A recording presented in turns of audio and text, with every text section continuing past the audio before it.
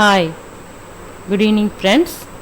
இப்போ நம்ம என்ன பார்க்க போகிறோம் அப்படின்னா, எக்ஸலில் என்ன டைட்டில் பார்க்க போகிறோம் அப்படின்னா, ஸ்விட்ச் ஃபார்முலாவை எப்படி நம்ம அப்ளை பண்ணுறது அப்படிங்கிறத நம்ம இதில் பார்க்க போகிறோம். அதுக்கு நான் இப்போ என்ன பண்ணியிருக்கேன் அப்படின்னா, ஒரு டேட்டா ஒன்று ரெடி பண்ணியிருக்கேன்.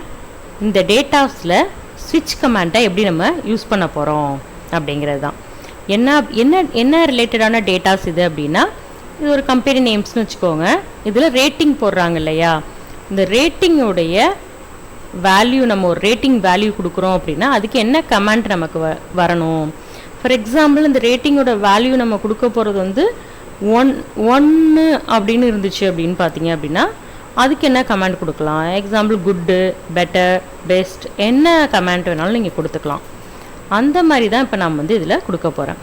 ரேட்டிங்கோட வேல்யூ 1 இருந்தால் அதுக்கு என்ன கமாண்டு, 2 இருந்தால் அதுக்கு என்ன கமாண்டு, 3 இருந்தால் அதுக்கு என்ன, அந்த மாதிரி பர்டிகுலராக ஒவ்வொரு வேல்யூக்கும் டிஃபால்ட் வேல்யூக்கு நம்ம கொடுக்க போகிறோம். இப்போ இந்த இடத்துல கிளிக் பண்ணிக்கிறேன். கிளிக் பண்ணிவிட்டு ஈக்குவல் டு ஸ்விட்ச் கொடுத்துட்டு ஓப்பன் ப்ராக்கெட், இந்த இடத்துல கிளிக் பண்ணிக்கிறேன். பிங்கிற காலத்தில் 3rd row கிளிக் பண்ணிவிட்டு கமா, அந்த இடத்துல உள்ள வேல்யூ 1 அப்படின்னு இருந்துச்சு அப்படின்னா எனக்கு என்ன வரணும்னா வெரி புவர், கொட்டேஷன் மார்க்கு முடிச்சிருங்க.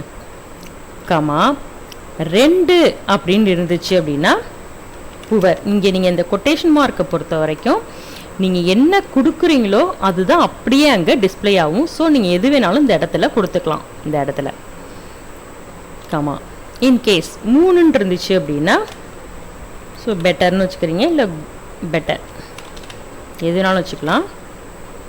கமா 4 அப்படின்ட்டு இருந்தால் குட். கமா 5 இருந்தால் என்ன வரணும், வெரி குட். இது எல்லாமே நீங்களாக கொடுக்கக்கூடிய ஒரு வேல்யூ தான்.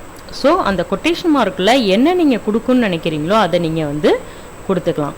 நான் இப்போ என்ன பண்ணியிருக்கேன் பாருங்கள். அகெயின் ஸ்விட்ச் அப்படிங்கிறத அப்ளை பண்ணிட்டேன். B3 அப்படிங்கிறது பிங்கிற காலத்தில் 3rd rowல உள்ளது.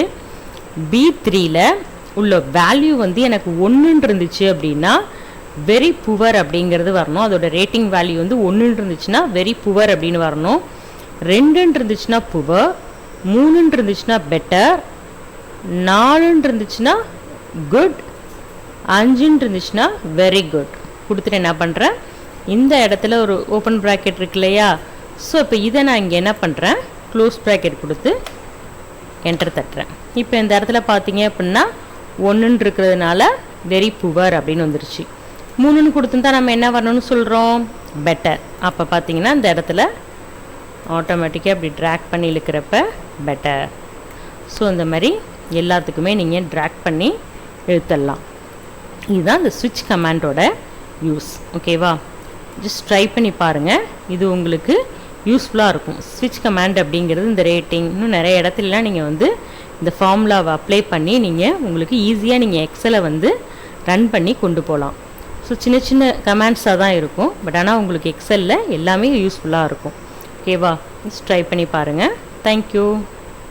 சேனலை சப்ஸ்கிரைப் பண்ணி வச்சுக்கோங்க. டவுட் இருந்தால் கமெண்ட் பண்ணுங்கள், நான் ரிப்ளை பண்ணுறேன். தேங்க்யூ.